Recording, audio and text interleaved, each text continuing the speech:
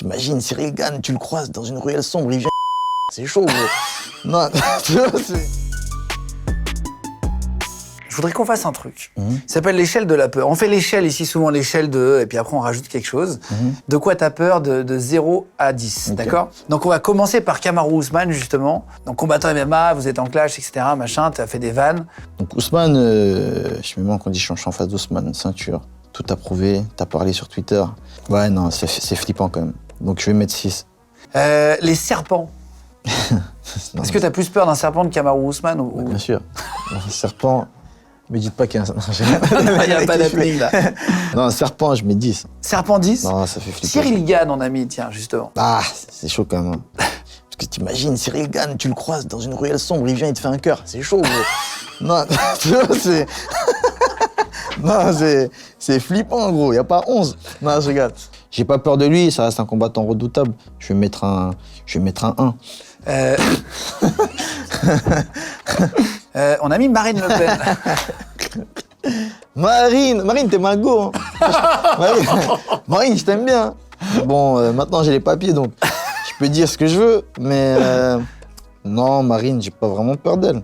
On va mettre un 1. Un 1, très bien, en bas. Conor McGregor, en vérité. Conor McGregor. Je l'ai beaucoup sous-estimé, notamment au début quand je disais que je l'éteignais facile, etc. Non, pas facile, Conor. Maintenant, le Conor d'avant n'est pas le Conor d'aujourd'hui. Tu sais, quand t'as 1 milliard dans les poches, c'est plus pareil, tu vois, tu t'entraînes plus pareil, tu passes ton temps à faire le beau gosse. Je mettrais un 5, juste en dessous doucement. Ah, la moyenne, ouais, ok. Ouais, un 5. Les gens qui parlent trop près de toi, les gens qui parlent très très proche de ton visage. On a tous été traumatisés par ce prof d'espagnol. Tu viens? Venga, a ver, si, c'est Rick. Si, claro que si. Il vient à côté de toi, il te parle, il t'explique un truc, tu dis c'est bon, j'ai compris, monsieur, tu vois. Et il rentre dans ta bulle, c'est d'intimité. Je déteste ça. Ouais, les mecs qui te... Il y a des gens, ils se rendent pas compte de, tu sais, qui te dérangent. Non, ils se rendent pas compte. Ils ont pas ce truc, ce chromosome-là, ça marche pas. Ça, je mettrais un bon 10. Les choses paranormales, les esprits, les trucs comme ça, est-ce que c'est un vrai truc dont toi t'as peur? Alors moi, il faut savoir, c'est que ça fait 3 ans que je suis musulman. Tu vois, je suis récemment converti à l'islam.